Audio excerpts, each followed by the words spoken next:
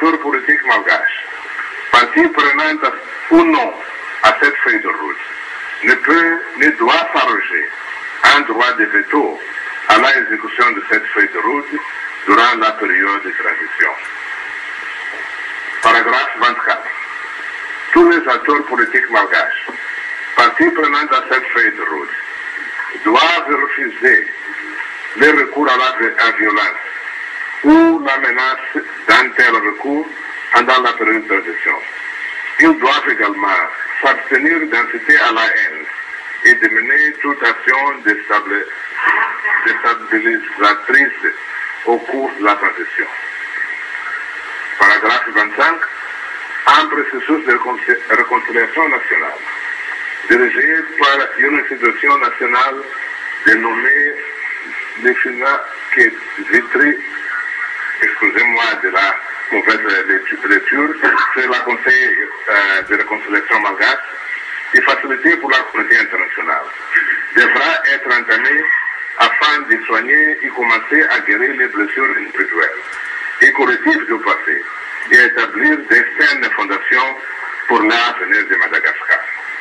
La composition, le fonctionnement, la gestion et la compétence du dit Conseil seront établis par une loi adoptée par le Parlement de transition.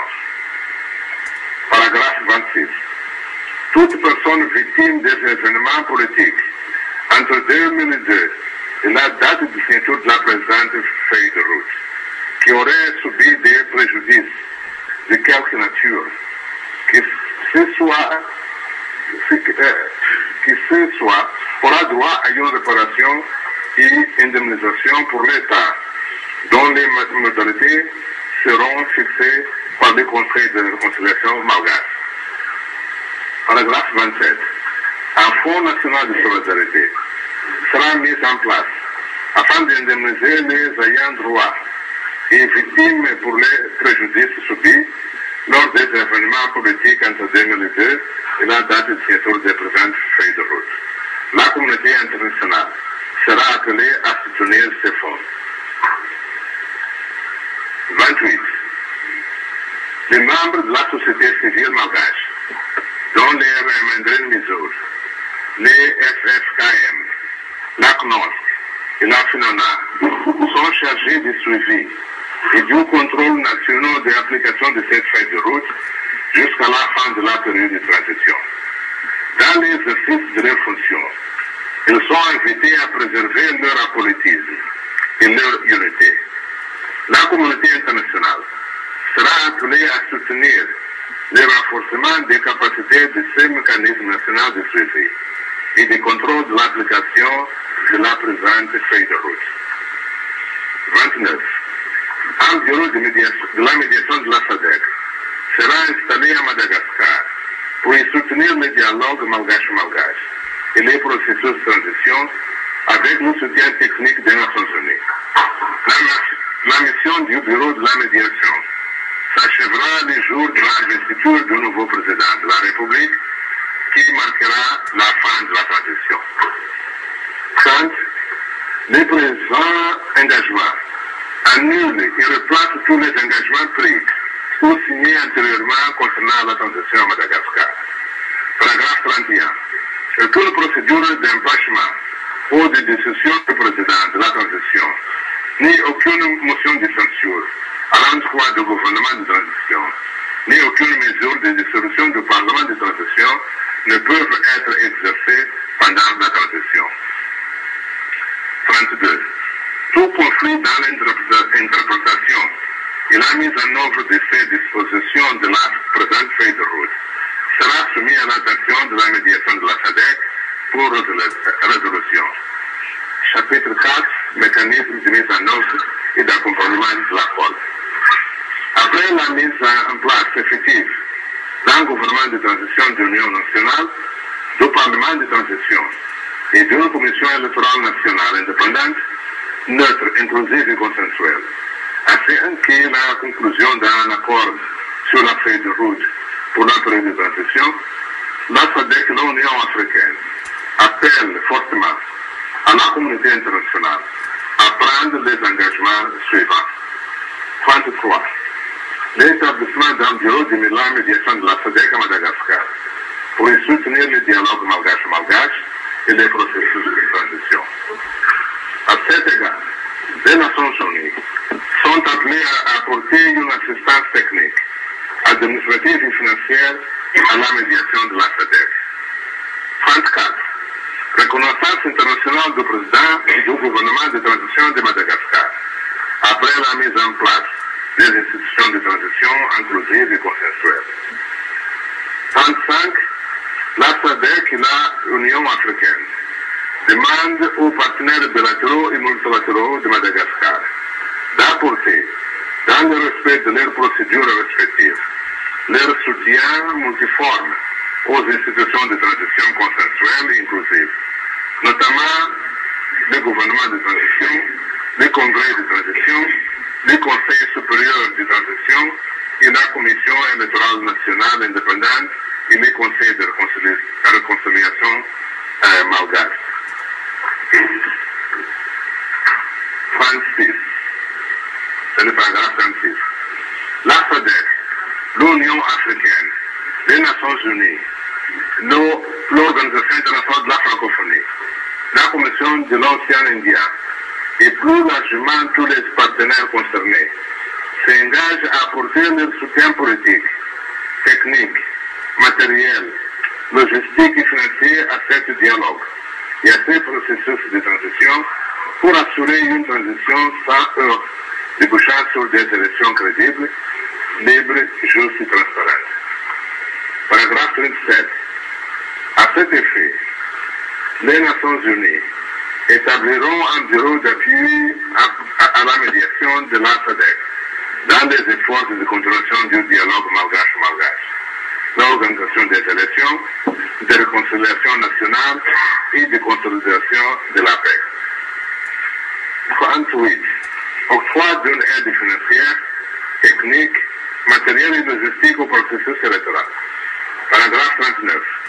Sous l'égide de l'équipe de médiation de la SADC, appuyée pour les Nations Unies, la communauté internationale sera chargée du suivi et du contrôle international de la mise en œuvre de cette feuille de route en collaboration avec les acteurs nationaux et internationaux partenaires.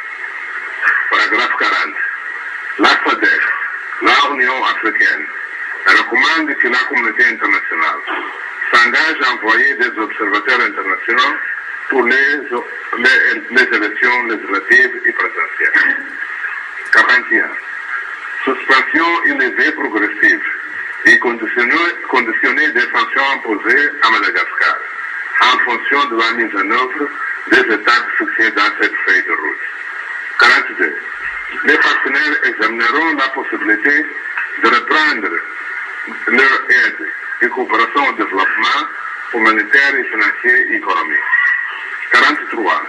En cas de grave violation de cette feuille de route, les partenaires examineront la possibilité de prendre des sanctions contre les auteurs de ces violations, qu'ils soient ou non signataires de la présente feuille de route. 44.